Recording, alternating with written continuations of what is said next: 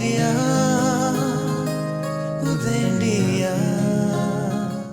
मोदी तो बहाना है, हिंदुत्व की ताकत पर निशाना है।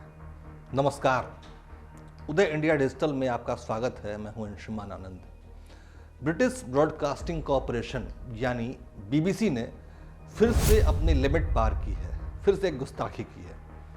वो भी कोई छोटी बड़ी गुस्ताखी नहीं, बल्कि इस वामपंथी मीडिया संगठन ने एक बहुत बड़ी गलती कर दी है। बीबीसी ने 2 एपिसोड की एक डॉक्यूमेंट्री बनाई है जिसका नाम है India the Modi question. Documentary का अर्थ होता है सत्य पर आधारित वीडियो, यानी कि जो डॉक्यूमेंटेड फैक्ट हो उसके आधार पर वीडियो बनाया जाता है, उसको डॉक्यूमेंट्री कहते हैं। लेकिन बीबीसी की इस डॉक्यूमेंट्री में सच को ताक परख दिया गया है, पूरी तरह से नकार दिया गया है। इसके जरिए न केवल हमारे देश की सर्वोच्च अदालत का, बल्कि संसद और विधानसभा जैसी संस्थाओं का, और सबसे बड़ा देश की जनता के जनमत का भारी अपमान किया गया है। लेकिन आश्चर्य की बात यह है कि भारत में कई जमातें, कई ग्रुप्स बीबीसी की इस अपमानजनक डॉक्यूमेंट्री का समर्थन कर रही हैं। इस डॉक्यूमेंट्री को तैयार करने वाली जिल मैकगिवरिंग ने गुजरात दंगों के मामले में एक बार फिर से प्रधानमंत्री मोदी का नाम घसीटने की कोशिश की है, एक नापाक कोशिश। जबकि इस मामले में एक लंबी जांच हो चुकी है, थकाने वाली जांच हो चुकी है, इसकी लगातार रिपोर्टिंग हुई है और हाई कोर्ट समेत सुप्रीम कोर्ट भी सभी तरह के आरोपों को खारिज कर चुका है। लेकिन ये लोग मानने वाले नहीं हैं। बीबीसी की ये डॉक्यूमेंट्री पूरी तरह से पक्षपाती और तथ्यों से परे है। इस डॉक्यूमेंट्री में 9वें मिनट पे ये बताया गया है कि गोधरा में ट्रेन जलाने वाले इस्लामिक कट्टरपंथी नहीं थे, बल्कि उन्हें संदेह का लाभ दिया गया है, जो कि ये पूरी तरह से गलत है। क्योंकि ट्रेन जलाने वाले लोगों में से 31 लोगों का, 31 लोगों का गुनाह साबित हो चुका है और उन्हें अदालत ने उम्र कैद की सजा भी सुना दी है। क्योंकि इन लोगों ने ट्रेन के S6 कोच में सफ़र कर रहे 59 कार सेवकों को पेट्रोल डालकर जिंदा जला दिया था। लेकिन इस बर्बर कारनामे को बीबीसी की डॉक्यूमेंट्री में कोई जगह नहीं दी गई है। इसके अलावा बीबीसी ने यह सफाई दी है कि यह डॉक्यूमेंट्री ब्रिटिश विदेश विभाग की रिपोर्ट पर आधारित है, जो कि दंगों के लिए पीएम मोदी को अब तक दोषी मानता है। लेकिन सुप्रीम कोर्ट ने इस दलील को कभी का खारिज कर दिया था।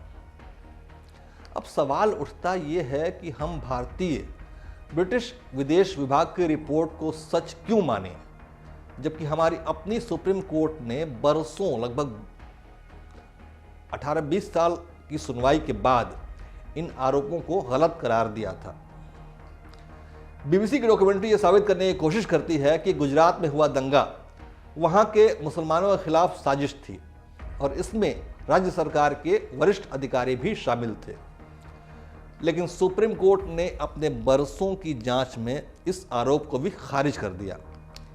इस मामले पर फैसला सुनाने वाले न्यायाधीशों की बेंच ने अपने फैसले में साफ तौर पर कहा कि दंगों की प्लानिंग और साजिश में किसी वरिष्ठ अधिकारी के शामिल होने का कोई सबूत, कोई संदेह है ही नहीं।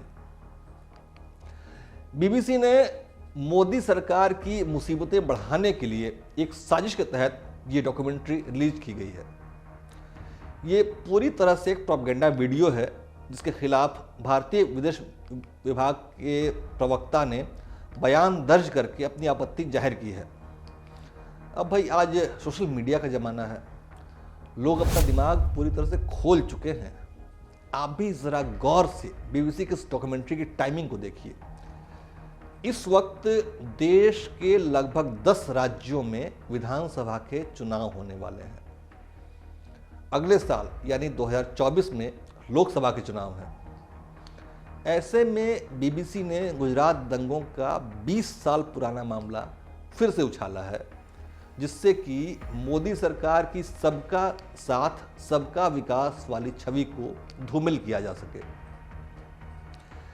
देश के विपक्षी दल और कुछ गद्दार संगठन अपने सुप्रीम कोर्ट और संसद की फाइंडिंग्स को ताक पर रखकर इस विदेशी संगठन की बनाई हुई डॉक्यूमेंट्री का समर्थन कर रहे हैं, लेकिन जनता की आंखें पूरी तरह से खुली हुई हैं।